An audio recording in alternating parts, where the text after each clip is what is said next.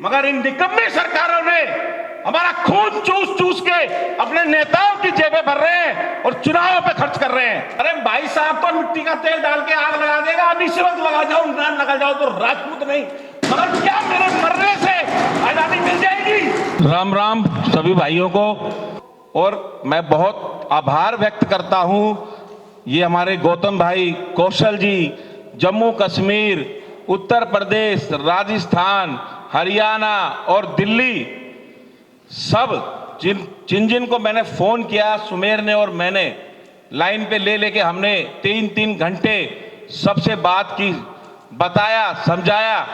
तो आज साहब सभी लोगों ने तकरीबन हाजिरी दी है, जो उन्होंने नहीं दी उनका भी शुक्रिया, धन्यवाद।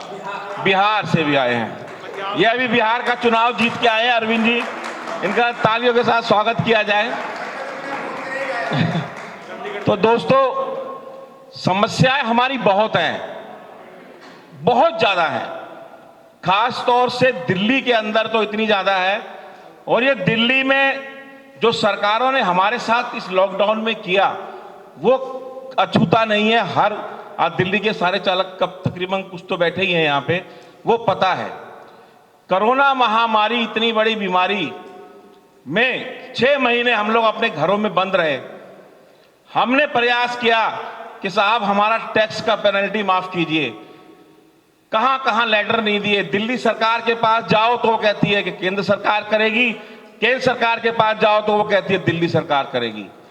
और राज्यों ने टैक्सों को माफ किया, मगर ये दोनों सरकारों ने दिल्ली में बैठ के, हमें शर्म आती है कि हम दिल्ली जैसी कैपिटल राजधानी में बैठे हुए हैं, इसे हम राजधानी कहते हैं। और मैं 15 साल की उम्र से इस सड़कें नाप रहा हूं, 15 साल जब लाइसेंस भी नहीं बना था, जब से मैं इस सड़कों को नाप रहा हूं। दिल्ली से कोई ऐसा कोना अछूता नहीं है जो मैंने ना देखा हो, और उसके बाद तो फिर मैं बाहर निकल गया, वो अलग बात है।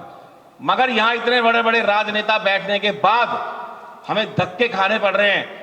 आज कैसे कैसे हमारा ड्राइवर पेनल्टी भर रहा है, उसके दिल से पूछे, उसके बच्चों से पूछे, वो अपने घर का 2 वक्त का राशन अगर लाता होगा तो शायद 1 वक्त का राशन काट के और इन निकम्मी सरकारों को और इनकी जेबें भर रहा है। आज मुझे इतनी पीड़ा होती है जब मेरे पास फोन आता है, राठौर साहब पेनल्टी माफ हुई कि नहीं हुई, आपने प्रयास किया था। किशन वर्मा भाई, पुल्लर साहब, हमने धरना दिया, लेटर दी, चिट्ठी दी, मगर इन निकम्मी सरकारों ने हमारा खून चूस चूस के अपने नेताओं की जेबें भर रहे हैं और चुनावों पे खर्च कर रहे हैं। मगर मैं आज फिर वही बोल रहा हूं, सारे भाई आप बैठे हुए हैं, अगर हम एकजुट हो जाएंगे ना, घुटने पे ले आएंगे, घुटने पे। मगर समस्या यही है कि हम एक होना नहीं चाहते। हम एक होना क्यों नहीं चाहते, इस पे मंथन करिए, इस पे विचार करिए। जिस दिन हम एक हो जाएंगे ना, ये मेरे चालक भाइयों के दिन उसी दिन सुधर जाएंगे।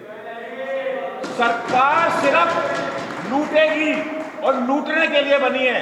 आज ट्रांसपोर्ट व्यवसाय ठप है। क्या दिया हमें, क्या दिया सरकार ने?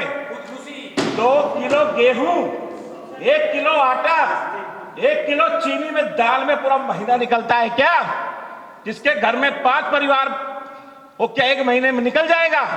नहीं निकलेगा।